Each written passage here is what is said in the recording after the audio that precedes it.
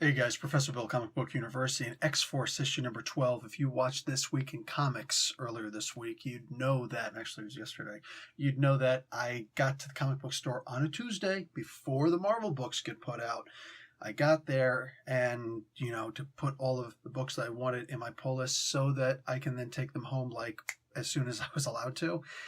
Yeah, that book was already sold out. Obviously not physically sold out, but nonetheless put in individual pull lists, so there was nothing for me to put in my pull box. So yeah, I wonder if that's just a my store thing or what, but a couple people in my area at least recognizing something important happening in this book.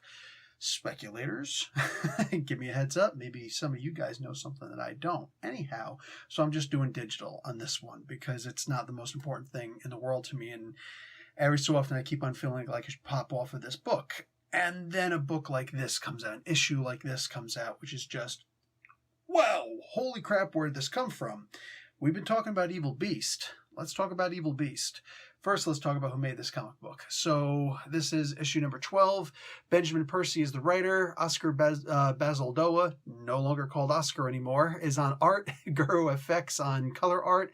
VC's Joe Caramagna on letters. Tom Mueller doing design. Dustin Weaver and Edgar Delgado doing the cover. There is no variant cover. Productions Nick Russell. Jonathan Hickman is head of X. This issue, issue 12, is called The Cerebro Sword, finally.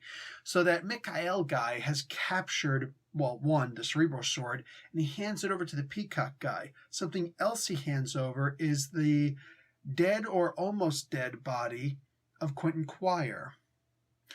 That crap that Peacock boy did to Domino is now going to happen to my man, Kid Omega. Now, make no mistake, as much as I love the character, he deserves every bit of hurt coming to him. Maybe it'll actually make him freaking recognize that he needs to stop being a jerk all the time. But hey, maybe that's just me. I mean, Omega level psychic power privilege, if ever, right?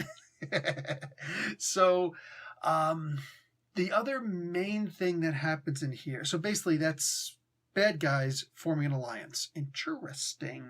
We also get to see some of the mutant powers of this big bad mother fat head. Yeah, and also we recognize some of his weaknesses. He's not the smartest cook in the world. Really good at plotting, strategizing, finding out information and things like that. But as far as actually figuring out what the sword can do and cloning and the nesting technology, that is the Peacock guy. So that kind of makes this guy really dangerous, because he's willing to pet, like, people who are actually trying to kill him, he's willing to bypass that in order to work with the people who would try to kill him and cut him out, because he recognizes that to get what I want, you got to make unholy alliances. Yeah, that's probably one of the most dangerous kinds of bad guys you could ever come across. Imagine if Doctor Doom and Red Skull and Magneto and people like that could actually put aside their egos, and in Magneto and Red Skull's case, several other things, and suddenly come to the realization that we are more powerful united. I mean, Loki kind of did. He tricked them into doing it, but there's a lot into that whole thing. Anyway, enough of that business. Right now, we've got Beast. I keep on talking about how this is actually Dark Beast, man, and if it's not, we got to find out. Like, Mr. Mind has popped into Beast's ear or something like that in order for Beast to be acting like this, bruh. Like, this is a wicked, non-trusting, like, everything is Orwellian, but even then, it's like, he also seems really pathetic in this. He shows up. When he shows, first off, Cyclops is not in this book. Colossus is talking to his girl, and they're just, we're really happy here, and yeah, I till the soil all day, and my hands are dirty, and I feel good, and yeah, the happy-go-lucky stuff, that's about to come to the end, Dorothy. Yellow Brick Road is going bye-bye. Matrix reference there. And Beast shows up along with Wolverine and Domino. The X-Force members. They freaking show up in here, and they're like, we got to take you in, bud, because we got to have a conversation with you about your allegiances and ties and familial relationships and everything. We got to actually debrief you properly, because apparently they didn't debrief him. which is really weird. So all that stuff that happened in Russia that they've just been glossing over for the past 12 issues, well, it's finally going to start coming to light. It's about damn time. The problem is Beast doesn't just want to take him in, he wants to take him for a perp walk. He fashions some handcuffs, and he even states they're mostly ceremonial. You know, so it's not the words he uses, but understand. He knows that he can bust out of them, but he's going to put them on anyway for show. Well, who are you showing it to? Well, the other people with him, Domino and Wolverine, didn't realize that once they walked through the gates to get back to where they're going, oh my goodness gracious me, everybody is standing there watching him, watching Colossus being pulled in for this perp walk. So it is hugely embarrassing. You can see the looks of shock on Wolverine and Domino's face. Did you by chance notice Beast's face? That smiling son of a beeswax. Yo, this mother fathead, he's enjoying this. Well, Wolverine gut checks him, and Beast fails, doubles over in massive amounts of pain, knocked the wind out of him, or maybe hit him in the liver. I'm hoping for the latter rather than the former, but ooh, he knocked this guy over and he didn't get back up. Beast is super strong, but Beast ain't a good fighter. Let's just call a spade a spade. Well, okay, compared to you and me, he's a good fighter. Compared to Wolverine, this guy wouldn't know his elbow from a elbow macaroni, for crying out loud. This guy doesn't know what hell he's doing as far as fighting is concerned. When it comes to Wolverine, if you're doing Wolverine right, which finally they're doing Wolverine right. Benjamin Percy? Really? The guy writing Wolverine? He's actually making Wolverine look like a tough guy? Imagine that. Anyhow, so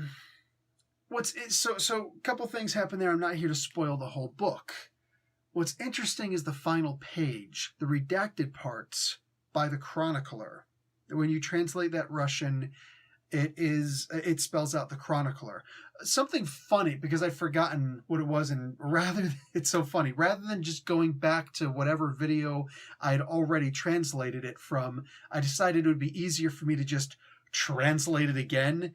And this time I took a shortcut in doing it. Instead of piecemealing each letter for the Russian translation of chronicler, I cheated and used some English letters instead under certain cases. And what happened was chronicler suddenly became summer.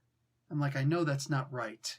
So I had to do it piecemeal, one at a time, and it came out chronicler. I'm like, that's right, it was chronicler. Hopefully I won't forget this time. It's kind of like Uatu the Watcher. Hey, don't forget to check out the Avengers Aftermath book and the Fantastic Four forward book, whatever the hell they call that one, that Aftermath book also. Anyway, Fallout, they call it Fallout.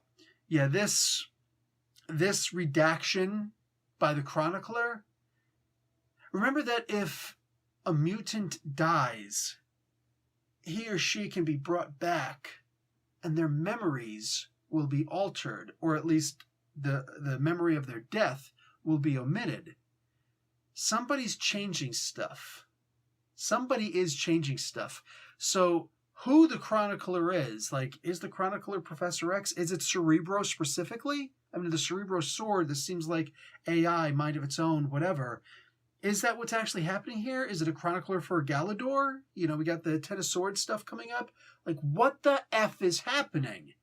This book that is supposed to be a mystery thriller, it's been doing a little bit mystery thriller here and there. This issue, it really comes through. Finally, the mystery has come back to the comic.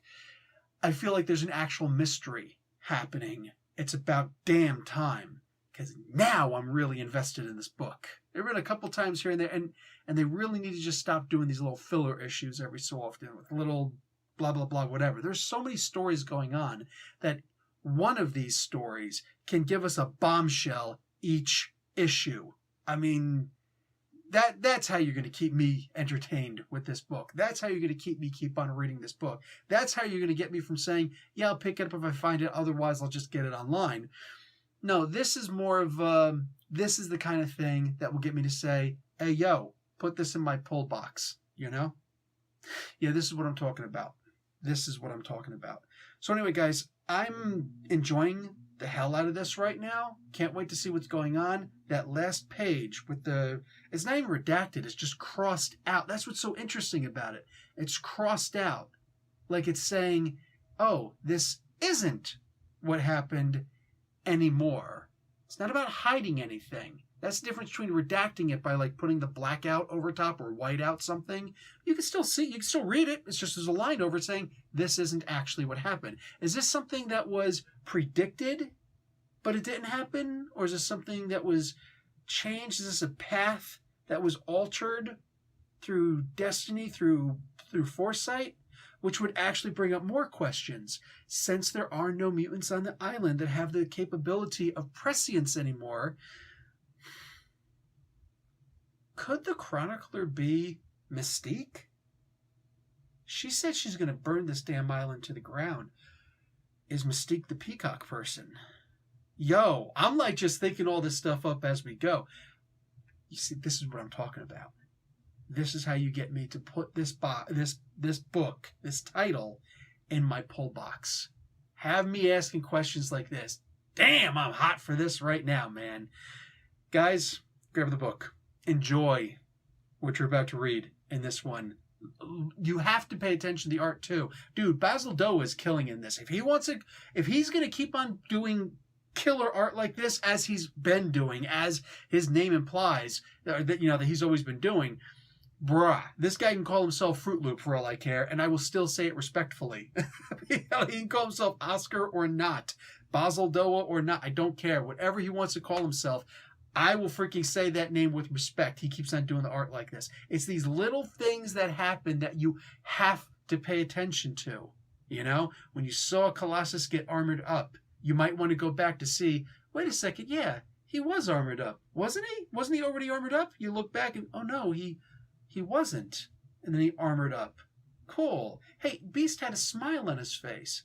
Huh. Little things like this. Catching these little things that only the art is going to show you. Because if I see in a text narration, I'm going to be pissed. You know? This is what I'm talking about. This is how you keep the book interesting. This is how you make it even more interesting. Damn, hot for this. Anyway, guys, that's it for me. Professor Bill, Comic Book University. Like the video, watch an ad. Hey, check out my Patreon below. Professor Bill, Comic Book University. Class dismissed.